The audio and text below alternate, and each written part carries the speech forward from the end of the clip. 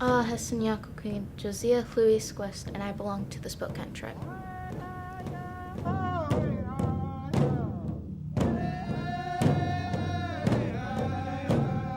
It is important to maintain our language because our language represents who we are, not only as a people, but like where we come from and why we are the way we are.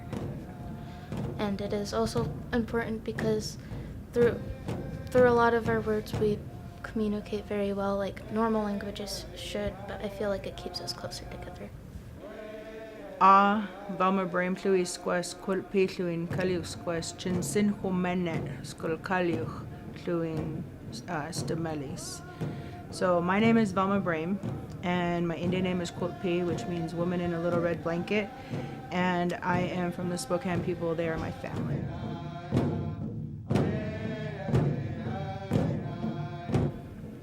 I grew up hearing the language from my grandmother. She would sneak it in every once in a while, but she was from the boarding school era, so she didn't use it a whole lot, but she did teach me animals and how to count and some of our foods. But it wasn't until I started working for the tribe's language program that I really started to dive into learning the language and trying to become a more fluent speaker.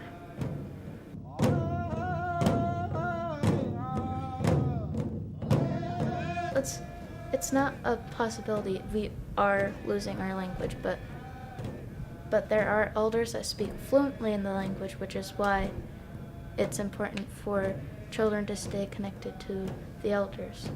And if we have children around elders often, I think that children would soon become fluent and be able to share language with everybody around them. And that's what keeps our language alive.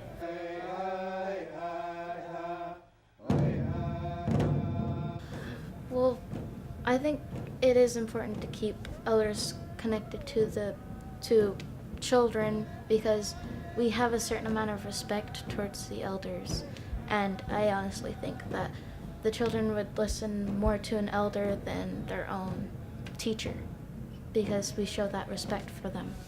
And an elder would know more than a child, of course, because they're wise. And that is why knowledge from elders are important to children, is important to children. It is absolutely vital to keep our children connected to the elders. In the old days, in the stories that we have, the grandparents were the ones who took care of the kids while mom and dad were out gathering firewood or hunting or stealing the horses. It was the grandparents who would sit there and teach them the things that they needed to know until mom and dad came back. The grandparents would be the ones telling the stories and singing the songs and teaching them what it meant to be a part of the family, and they would learn their roles within the family because even though they were little, they were still learning how to contribute to the family, and it was the grandparents that were part of that. They were the anchor that kept that family together. And without that strong bond between the youth and the elders, we see our youth falling apart a little bit. And there has to be a way to bridge that gap to get over that fear, because I see it when I ask my students to take a risk and go talk to an elder. There's that fear of, I don't want to go talk to them, because I don't know if I'm going to have anything to say, but get over the fear, get over the bridge, and go talk to them, because I guarantee you'll find out so many different things that you didn't even know before. I was lucky I got to spend the good part of my life growing up from about the age of 3 until I was probably 12, just sitting with the elders at the senior center, and they would forget I was there, and I heard so many stories and so many things that I probably would never have gotten the chance to hear otherwise, And I am so blessed to have had that. I would love for my students to be able to have that opportunity also.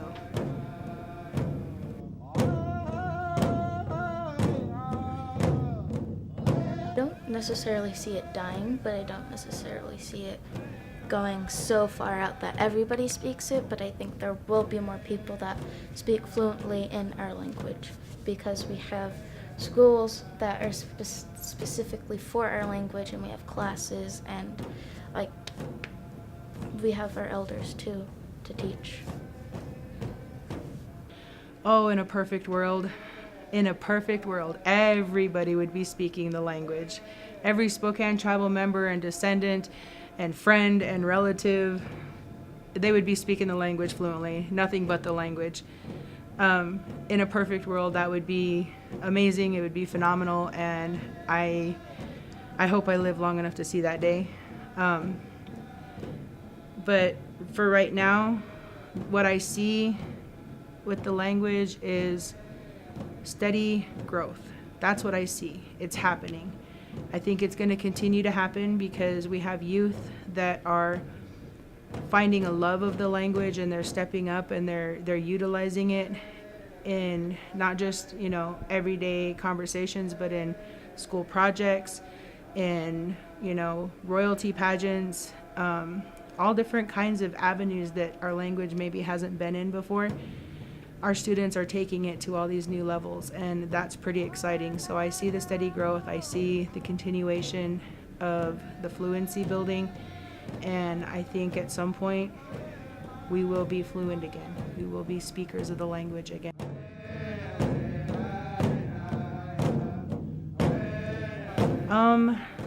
About 5 years ago, when I was hired as a trainee, I kind of had a couple of months to learn as much as I could, and then I got thrown into the deep end of the pool and was put into the elementary and Head Start, and then from there they moved me up to middle school and high school, so that's where I'm at now.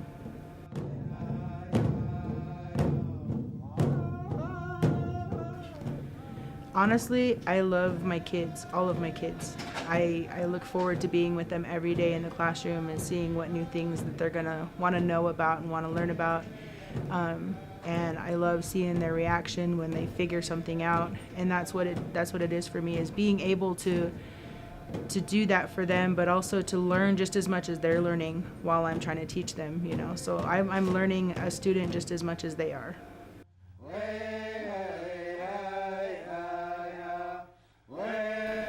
Well, considering that I'm teaching some of the language classes, I think they're pretty doggone important. I think they are vital to normalizing our language into everyday society and culture, getting it out there so that when you do hear your language spoken, it's not such a shock. And you start becoming more familiar with it. You start becoming more readily available and open to accepting it. Like, that's becoming a normal part of your life. If somebody comes up and says "ah" instead of "hello," you don't react with the shock, like, "oh my gosh, what did they just say to me?" You react with "ah, kwechis chen," how are you doing, and you just respond automatically. And I've seen it. Just in the short time that we've had, the culture class or the language classes in the community, more people are starting to use the language. Even the short little pieces that they know, they're using it. And that makes me happy, because we had an elder from a relative tribe up in Montana who recently passed. He said, it doesn't matter how much of the language you know, as long as you use what you know, you're fluent in that language.